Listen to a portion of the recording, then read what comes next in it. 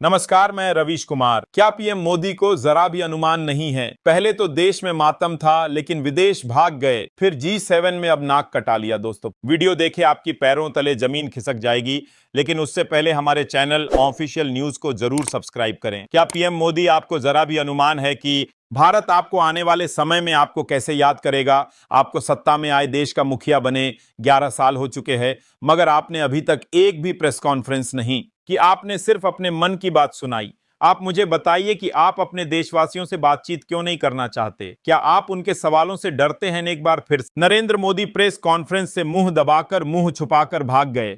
क्यों नहीं press conference करते हैं मोदी जी? इसलिए नहीं करते हैं क्योंकि प्रेस कॉन्फ्रेंस में आप आम कैसे खाते हैं, आप टॉनिक वगैरह लेते हैं, यह नहीं पूछा जाएगा। प्रेस कॉन्फ्रेंस में पूछा जाएगा कि 11 सालों के बाद, आपका पूरा दुनिया घूमने के बाद, हमारी विदेश नीति विफल क्यों है? पूछा जाएगा कि हमारी आर्थिक हालत इतनी बदहाल क्यों हो गई है? बेरोजगारी, महंगाई इतनी भयावह क्यों है? पूछा जाएगा किसान परेशान क्यों है? पूछा जाएगा कि SC ST OBC महिलाओं के खिलाफ अपराध क्यों बढ़ रहे हैं? पूछा जाएगा कि नोटबंदी लगा का आपने क्या हासिल किया? GST से टैक्स वसूल करके आप क्या हासिल कर रहे हैं? बहुत सारे सवाल पूछे जाएंगे। कोविड का मिसमैनेजमेंट पूछा जाएगा। जिस तरह सेम जदूरों को पैदल चला दिया वह पूछा जाएगा। जिस तरह से डोनाल्ड ट्रंप बार बार हमारी संप्रभुता को ललकार कर कहते हैं मैंने सीज फायर कराया, और मोदी जी चुप रहते हैं, वो पूछा जाएगा। भारतीय मूल के जो स्टूडेंट्स हैं उनको जिस तरह से मारा पीटा जा रहा है, जिस तरह से उनको हैंडकफ करके वापस डिपोर्ट किया जा रहा है, और मोदी जी चुप रहते हैं, उस पे सवाल पूछे जाएंगे।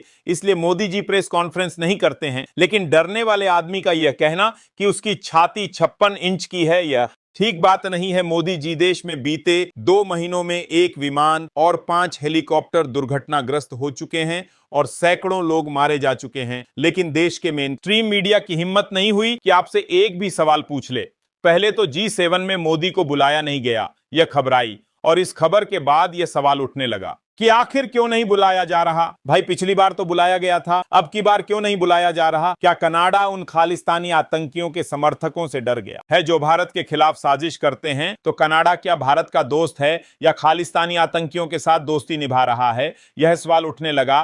फिर खबर आई कि नहीं साहब, बुलाया नहीं गया। यह खबर नहीं है, बल्कि मोदी जाना ही नहीं चाहते हैं। इस खबर से फिर खबर आई कि मोदी जाएंगे, बुलावा आ गया। फिर लोगों ने हल्ला मचाया कि अब मोदी कनाडा जाएंगे और ट्रंप की सीज फायर को लेकर, ट्रंप के अटपटे बयान को लेकर उनकी क्लास लेंगे। लेकिन डोनाल्ड ट्रंप वक्त से पहले ही अमेरिका लौट गए। लेकिन एक तस्वीर सामने आई है। उस तस्वीर को लेकर इतना बवाल हुआ कि तस्वीर को सबसे पहले डालने वाली भारत की विश्व प्रसिद्ध न्यूज एजेंसी ANI ने उस ट्वीट को ही डिलीट कर दिया, जिस ट्वीट के जरिए वह तस्वीर सामने आई थी और प्रधानमंत्री की मौजूदगी और तस्वीर में नहीं होने पर सवाल उठाए थे। लग रहा था कि प्रधानमंत्री की इमेज के साथ ANI के किसी शख्स ने खेल खेला है, इसलिए उस तस्वीर को ही हटा दिया गया, उस ट्वीट को गायब कर दिया गया। लेकिन तस्वीर तो वायरल हो गई। लेकिन सबसे ज्यादा बवाल तो अब हो रहा है। अमेरिकी राष्ट्रपति डोनाल्ड ट्रंप पाकिस्तान के सेना प्रमुख फील्ड मार्शल आसिम मुनीर के साथ लंच करने वाले हैं, और यह मुलाकात ऐसे समय में हो रही है जब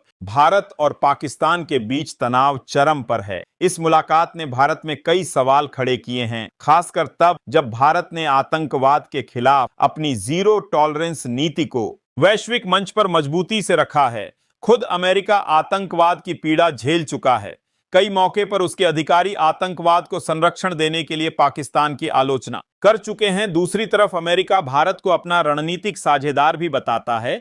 ऐसे में सवाल उठता है कि अमेरिका पाकिस्तान के सेना प्रमुख को इतना महत्व क्यों दे रहा है? क्या भारत के साथ कोई छलावा हो रहा है? ऐसे कई सवाल उठ रहे हैं। आखिर ट्रंप हमारे जानी दुश्मन को कैसे इतना अहमियत दे सकते हैं? वही मुनीर जिसने हमारे मासूम नागरिकों को मौत के घाट उतार दिया, फिर भी ट्रंप पाक चीफ को अपने साथ निजी रूप से व्हाइट हाउस में लॉन्च के लिए आमंत्रित किया है। जनवरी 2025 को डोनाल्ड ट्रंप ने अमेरिका के राष्ट्रपति के रूप में शपथ ली थी। 6 महीने भी नहीं बीते, लेकिन व्हाइट हाउस की प्रेस कॉन्फ्रेंस, ब्रीफिंग और स्टेटमेंट की संख्या 100 से अधिक हो चुकी है। एक विश्लेषण के मुताबिक 100 दिनों में ट्रंप ने 139 बार प्रेस से किसी न किसी प्रकार का संवाद किया है। इसमें 5 प्रेस कॉन्फ्रेंस दूसरे देश के राष्ट्रपति या प्रधानमंत्री के साथ साझा रूप से की गई है। इसके अलावा ट्रंप के साथ 98 बार सवाल जवाब हुए हैं। इनमें ओवल ऑफिस, हवाई जहाज और अन्य जगहों पर पूछे गए सवालों के जवाब हैं। ऐसा लगता है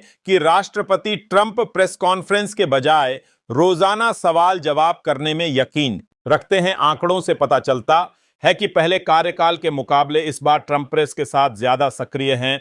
अपने पहले कार्यकाल के शुरुआती 100 दिनों में ट्रंप ने 89 बार प्रेस से बातचीत की, 9 बार प्रेस कॉन्फ्रेंस की, जिसमें से एक अकेले की थी। बाकी 8 प्रेस कॉन्फ्रेंस साझा प्रेस कॉन्फ्रेंस थी। 51 बार इंटरव्यू, 39 बार सवाल जवाब किए। इसके मुकाबले प्रधानमंत्री मोदी ने 11 साल में एक भी प्रेस कॉन्फ्रेंस नहीं की है। ट्रंप ने 100 दिन में 5 बार साझा प्रेस कॉन्फ्रेंस कर ली। प्रधानमंत्री मोदी ने 433 दिनों में एक बार भी प्रेस कॉन्फ्रेंस नहीं की है।